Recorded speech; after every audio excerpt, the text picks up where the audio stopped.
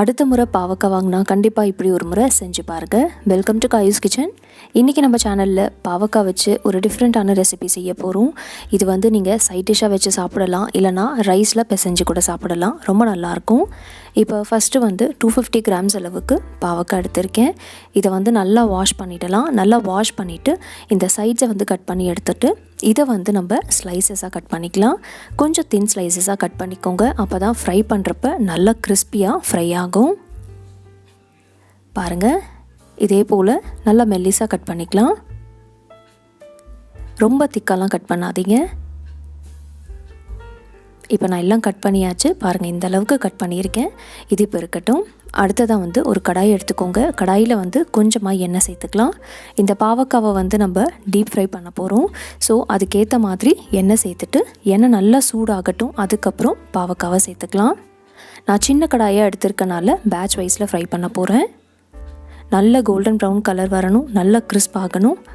பாருங்கள், நல்லா கிறிஸ்ப் ஆகிடுச்சு. இந்த அளவுக்கு நல்லா கிறிஸ்ப் ஆன பிறகு இதை வந்து வெளியில் எடுத்துடலாம். கரிஞ்சிடக்கூடாது, ஸோ கரியாமல் பார்த்துக்கோங்க. இதே போல் அடுத்த பேட்சும் நம்ம ஃப்ரை பண்ணி எடுத்துக்கலாம். இதெல்லாம் ஃப்ரை பண்ணிவிட்டு ஒரு பவுலில் மாற்றிக்கோங்க. இது உங்களுக்கு பார்க்குறப்பவே தெரியும், இந்த அளவுக்கு நல்லா கிறிஸ்பியாக ஃப்ரை ஆகணும். இது இப்போ இருக்கட்டும். அடுத்ததாக வந்து இதே எண்ணெயில் வந்து லோ ஃப்ளேமில் வச்சுக்கோங்க. லோ ஃப்ளேமில் வேர்க்கடலை ஃப்ரை பண்ணி எடுத்துக்கலாம். வேர்க்கடலை வந்து 1/4 கப் அளவுக்கு எடுத்திருக்கேன். இதுவும் வந்து நல்லா க்ரன்ச்சி ஆகணும். ஸோ நல்லா க்ரன்ச்சி ஆன பிறகு இதை வந்து நம்ம வெளியில் எடுத்துடலாம். வேர்க்கடலை வந்து 1/4 கப் எடுத்திருக்கேன். உங்களுக்கு அதிகமாக வேணும்னாலும் நீங்கள் எடுத்துக்கோங்க. பாருங்கள், இது வந்து நல்லா ஃப்ரை ஆகிடுச்சு, நல்லா க்ரன்ச்சியாக இருக்குது. இப்போ இதை வந்து நம்ம வெளியில் எடுத்துடலாம். அடுத்ததாக பார்த்திங்கன்னா இதே எண்ணெயில் வந்து பூண்டு சேர்த்துக்கோங்க. பூண்டு வந்து ஒரு 15 பூண்டு எடுத்துக்கோங்க. தோலோட லைட்டாக க்ரஷ் பண்ணிவிட்டு சேர்த்துருக்கேன். இந்த பூண்டு வந்து ஒரு 30 செகண்டுக்கு ஃப்ரை பண்ணிவிட்டு எடுத்துக்கோங்க. லைட்டாக கலர் மாறும். அந்த ஸ்டேஜில் வந்து இதை வந்து நம்ம எடுத்துடலாம். இதுவும் எடுத்து தனியாக எடுத்து வச்சுக்கோங்க. இப்போ இதே எண்ணெயில் ஒரு கையளவுக்கு கருவேப்பிலை சேர்த்துட்டு நல்லா ஃப்ரை பண்ணிவிட்டு எடுத்துக்கலாம்.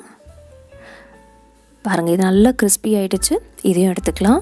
அடுத்ததாக பார்த்திங்கன்னா ஒரு பிளெண்டர் எடுத்துக்கோங்க. நம்ம ஃப்ரை பண்ண பாவக்காய் இருக்குல்ல, அதை வந்து இதில் சேர்த்துக்கலாம்.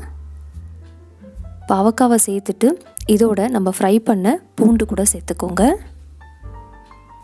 பாவக்காய், பூண்டு. அடுத்ததாக பார்த்திங்கன்னா மிளகாய்த்தூள் சேர்த்துக்கலாம். நான் இன்றைக்கி 1 டேபிள் ஸ்பூன் அளவுக்கு மிளகாய்த்தூள் சேர்க்குறேன். உங்களுக்கு நல்ல ஸ்பைஸியாக வேணும்னா நீங்கள் 1.5 டேபிள் ஸ்பூன் அளவுக்கு சேர்த்துக்கலாம். இப்போ தேவையான அளவு உப்பு சேர்த்துட்டு இதை வந்து நம்ம கொரப்பாக கிரைண்ட் பண்ணிக்கலாம். ஸ்மூத்தெல்லாம் அரைக்காதீங்க, கொஞ்சம் கொரப்பாக இருக்கட்டும். பாருங்கள், அரைச்சாச்சு. இந்த அளவுக்கு அரைச்சிட்டு இதை வந்து நம்ம ஒரு பவுலில் மாற்றிக்கலாம். இப்போ நான் பவுலில் மாற்றிட்டேன். பாருங்கள், கொஞ்சம் கொரப்பாக இருக்குல்ல, இப்படி இருந்தால் தான் நல்லாயிருக்கும். அடுத்ததாக வந்து நம்ம ஃப்ரை பண்ண வேர்க்கடலை, கருவேப்பிலை இப்போ சேர்த்துக்கலாம். சேர்த்துட்டு நல்லா மிக்ஸ் பண்ணிக்கோங்க. அவ்வளோதாங்க, நம்மளோட பாவக்காய் ஃப்ரை ரெடி ஆகிடுச்சு. நீங்கள் பாவக்காய் இப்படி செஞ்சிங்கன்னா கசப்பே சுத்தமாக தெரியாது. குழந்தைங்களும் வந்து ரொம்ப விரும்பி சாப்பிடுவாங்க. நல்ல சூடான சாதமில் வந்து இந்த பாவக்காவை வந்து சேர்த்துட்டு பிசைஞ்சு சாப்பிட்டு பாருங்கள். செம்ம டேஸ்டியாக இருக்கும். வேணும்னா இதில் வந்து நீங்கள் கொஞ்சம் நெய் கூட சேர்த்துக்கலாம். இப்படி மிக்ஸ் பண்ணிவிட்டு சாப்பிட்டு பாருங்கள். நீங்கள் ரைஸில் இப்படி மிக்ஸ் பண்ணி கூட சாப்பிடலாம். இல்லைன்னா நீங்கள் சாம்பார் ரைஸ், கர்ட் ரைஸ்க்கெலாம் சைட் டிஷ்ஷாக கூட வச்சு சாப்பிடலாம். ரொம்ப நல்லாயிருக்கும். கண்டிப்பாக ட்ரை பண்ணிவிட்டு மறக்காமல் உங்கள் ஃபீட்பேக் எனக்கு ஷேர் பண்ணுங்கள். என் வீடியோ பிடிச்சிருந்துச்சுன்னா மறக்காமல் லைக் அண்ட் ஷேர் பண்ணுங்கள். இன்னும் நீங்கள் காயூஸ் கிச்சனுக்கு சப்ஸ்கிரைப் பண்ணலைன்னா ப்ளீஸ் சப்ஸ்கிரைப் பண்ணிக்கோங்க.